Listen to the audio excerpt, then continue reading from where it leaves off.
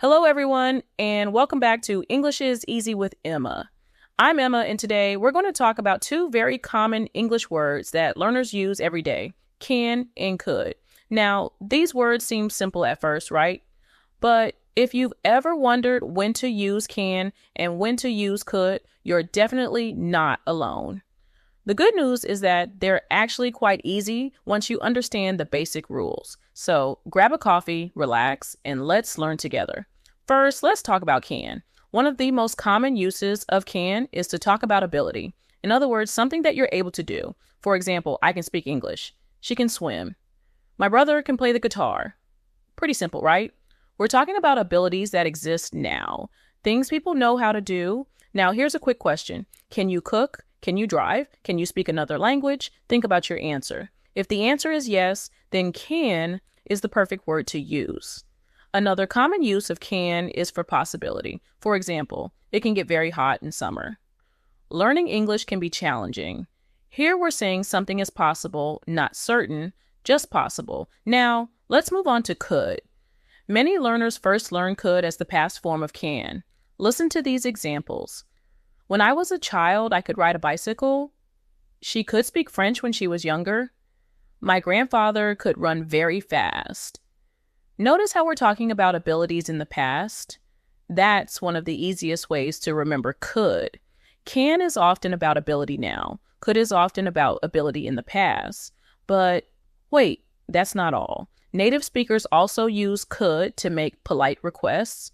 Imagine you're talking to a friend. You could say, "Can you help me?" That's perfectly correct. But if you want to sound a little more polite, you might say, "Could you help me?"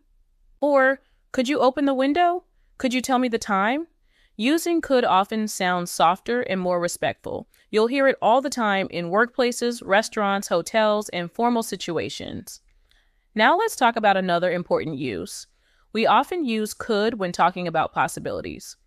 For example, it could rain tomorrow. We could go to the beach this weekend.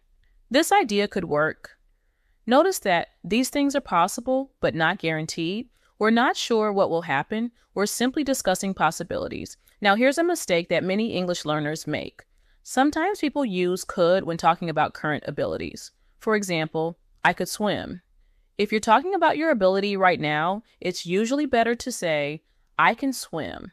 The sentence, I could swim, often sounds like you're talking about the past. So remember, can equal sign ability now, could equal sign ability in the past, polite requests, or possibilities. Let's practice a few examples together.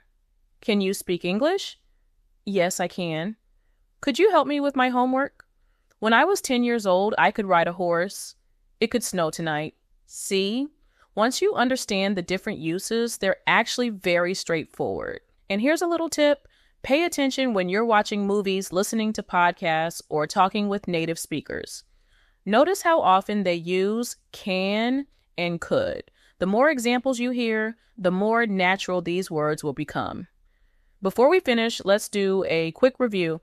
We use can for present abilities, possibilities, and we use could for past abilities, polite requests, possibilities, and suggestions. Simple, but incredibly useful, and that's exactly why mastering these two words will make your English sound much more natural. Well, that's all for today's episode. Thank you so much for listening to English is Easy with Emma. If you enjoyed this episode, don't forget to subscribe and share it with a friend who's learning English. Until next time, keep listening, keep practicing, and remember, English is easy with Emma. Bye, everyone.